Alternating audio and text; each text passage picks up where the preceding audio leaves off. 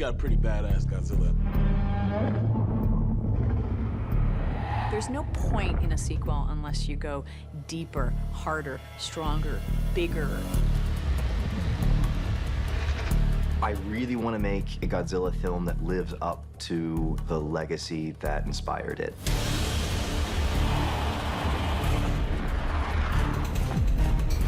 To keep the things about the original that I loved, while at the same time putting it in this new-looking beast. I get excited when I see him.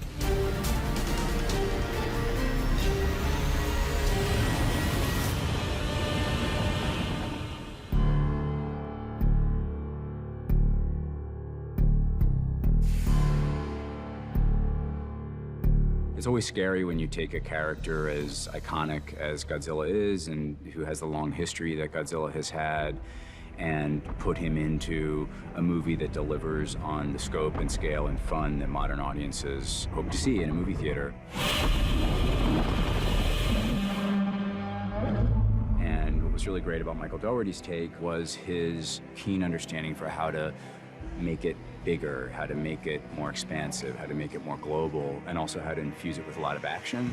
I had been obsessed with the character, the creature, since I was old enough to walk. I used to draw Godzilla in my grade school Bible, much to the chagrin of my nuns. I've seen every incarnation of the character. Michael Dougherty is a Godzilla geek and fanatic. It was his obsession as a child. Can you locate Godzilla? One of my favorite things about Godzilla is that if you look at sort of the long history of him going back to 1954, you'll see that every filmmaker has put their own stamp on the character, and that includes our movie.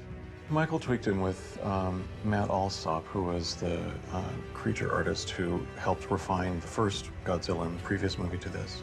Gareth's film, 2014, we spent a long time working on Godzilla design, and I really liked what we had. But Mike also had his vision for Godzilla. I thought Gareth Edwards did a phenomenal job updating Godzilla. At the same time, I just wanted to put my own unique stamp on it. One of the first things that I did was alter his back spikes, because I really loved the spikes from the original film. I thought they were beautifully sculpted, but they also felt like something that nature could have crafted. And so I very simply took a rendering of Godzilla from Gareth's film and just copied and pasted the spikes from the '54 movie onto the back of the modern Godzilla and sent it off to the creature design house and said, it's this. Other than that, we gave him bigger claws because a creature of that size would naturally be a predator. It's the same Godzilla. The fans will still think he's the same Godzilla. He hasn't changed much, but the super fans will probably notice the small incremental changes we've made just to sort of make him look a little tougher, because the Mutos were a tough enemy. That was just him warming up. That was Godzilla stretching. Like, this time he's really got an enemy to face, and he's bulked up a little bit for it as well. He's way bigger. This is the biggest I've ever seen Godzilla, height-wise and just solid. You know, he's all muscle. Is it just me, or has he been working out? You kidding me? Sarazawa's got that lizard juiced. So with the new movie, it's really like taking everything that we've learned from that first film with Godzilla and now really getting to play the character to its full potential. And we looked at references of like crocodile and lizard and all sorts of like predators. And then, we looked at people, right? It's like, if, Godzilla faces off another monster, you kind of want this moment to feel like it's a gunslinger moment, right? There's like a look, there's an attitude, he's a bit of a brawler, right? He has like that kind of like aggressive attitude that is not only purely animalistic, but that has like a human side to it. I thought it was important for the creatures to have a certain amount of human emotion. They shouldn't just be 100% animal. Motion capture is a great way to record the performance of an actor, whether it's their facial expressions or their body language or a combination of the two, and apply it to a digital character.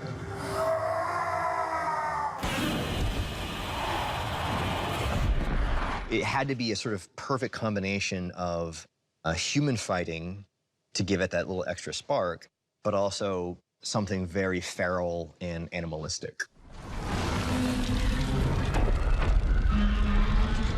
You know, for us in visual effects, when we animate those creatures, it's like, well, you know, how do we capture interesting moments, like little accidents or little things that are a bit unexpected? It's all about finding the moments that make a performance interesting. It's hard to make something as cool as Godzilla cooler. And I think our attempt was to give Godzilla a deeper history and a deeper mythology, and with that personality, to really humanize him and make him a character that we could fall in love with. I like the idea that Godzilla is older and wiser than we give him credit for. It was important to me that we crafted a story that included moments where we got to see Godzilla's intelligence.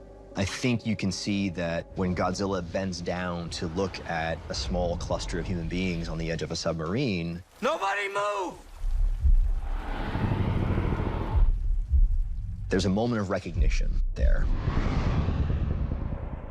You can see that he is thinking, he's comprehending, and he's a very curious and intelligent creature.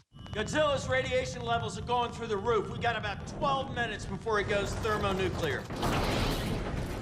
Atomic Meltdown Godzilla actually has its roots in the old Godzilla films. You know, I think every sequel you're expected to sort of up the ante a little bit. We had to find some new, visually spectacular way to have him defeat King Ghidorah that modern audiences hadn't seen before. He's using the energy that he feeds off of as a weapon. So essentially it's Godzilla distilled down to its most powerful essence. Godzilla's radiation's reaching critical mass. 6 minutes until he blows. I see that moment as Serizawa's sacrifice realized. Whatever Serizawa did to Godzilla worked a little too well, because he's about to explode like an atom bomb.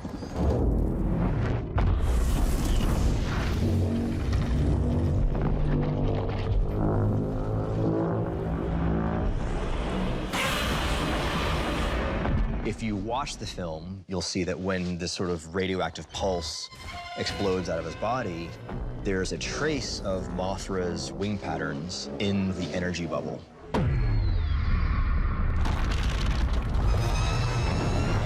It was because of Mothra's death, her sacrifice, that allowed him to become overcharged.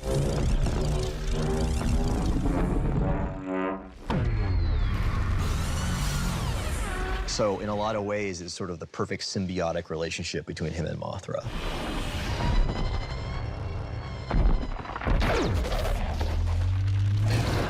He couldn't possibly defeat King Ghidorah if it wasn't for Mothra's noble self-sacrifice.